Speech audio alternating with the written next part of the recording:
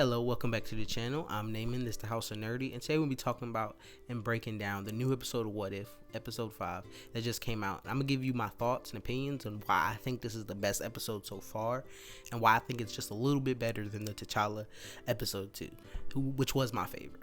Now, starting off, I want to just talk about my favorite aspect of this episode, and it was just how, it captured, and it felt like Infinity War in Endgame, and it had all those all those characters in the movie, but it also was so different. It changed a lot of things, and it brought in comic elements from Marvel Zombies comics, you know what I'm saying? So you had zombies, so you had the MCU love, like two of my favorite movies, the MCU, like two of my favorite movies ever, Infinity War and Endgame. You had friggin' great animation, like there was so many factors to why this episode was just amazing, and it was so fun, and it just was so intriguing, and I wanted to see more of this universe. I want the whole season to be this episode, you know what I mean? But I do think we're gonna get probably that Spider-Man in later episodes with when they come together. That's my theory. That's my running theory. Talked about it last episode. That I think that we're gonna get the Guardians of the Multiverse, and I think that Spider-Man is gonna be a part of it. I thought the voice actor was great. I thought it felt like Spectacular Spider-Man who he voiced, you know what I mean? If that's the Spider-Man it felt like, and it still gave me Peter Parker. It was different than Tom Holland, but it was still Peter Parker, you know what I mean? I felt he was kind of more teenage, youngish, maybe a little more fun than Tom Holland, you could say, less quirky.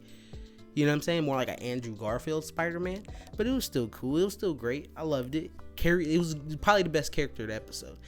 Him or Happy. You know what I mean? But I just thought all the different aspects, how powerful these zombies are. How when you think about it, intelligent, semi-intelligent zombies with superpowers. You know what I'm saying? No control. They're just like Iron Man that just uses his stuff to kill and eat. That's crazy. That's basically okay, what if superheroes just were bad guys and completely evil and just did not care? What if superheroes were truly what people thought they were, evil? You know what I mean? What if all your worries were true and Iron Man just tried to kill everybody? He would be unstoppable. You know what I mean? He would be unstoppable with that kind of intelligence. You know what I'm saying? In that armory, he would be unstoppable.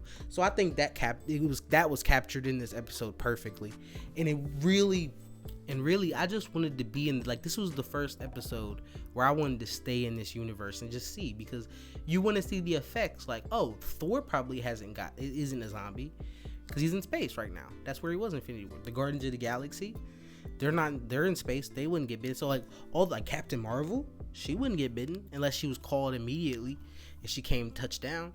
But if you get those, just those people, and you combine them with what we have, that would be a great second. That'd be an end game. You know what I mean? Trying to get all these people back, and they left the door open for that. You know what I mean? With the ability to revert people, like we saw with the Scott Lang head, which might be the best character now that I think about it. Scott Lang head is just as good as Scott Lang, and Scott Lang is perfect. But most importantly, the episode was just fun, and the plot was just so good and intriguing, and how we saw Bucky versus Captain America, and we saw how Hank Pym killed all of the Avengers again. I think that's what If is trying to establish, that Hank Pym can kill the Avengers. That's just what If was made for, to show you how many different ways Hank Pym can just kill the Avengers and stop everything they're doing, go small and big, and now the Avengers are done. I think that's what If is for. But moving off of that, getting back to the show in general, I think that next week's episode might be better. Why? Because it's Killmonger and Iron Man, and that's, for me personally, that just intrigues me so much. You know what I mean? How Iron Man wouldn't be Iron Man if he doesn't go through those events. But from the trailer footage, we saw that he doesn't go through those events. He's saved by Killmonger. What if we get a vibranium Iron Man Tony Stark suit? What fans have been dreaming for, that we thought we were getting in game, a vibranium Iron Man suit. We might get with Ironheart, because she is supposedly on the set of Wakanda 2. So I don't know.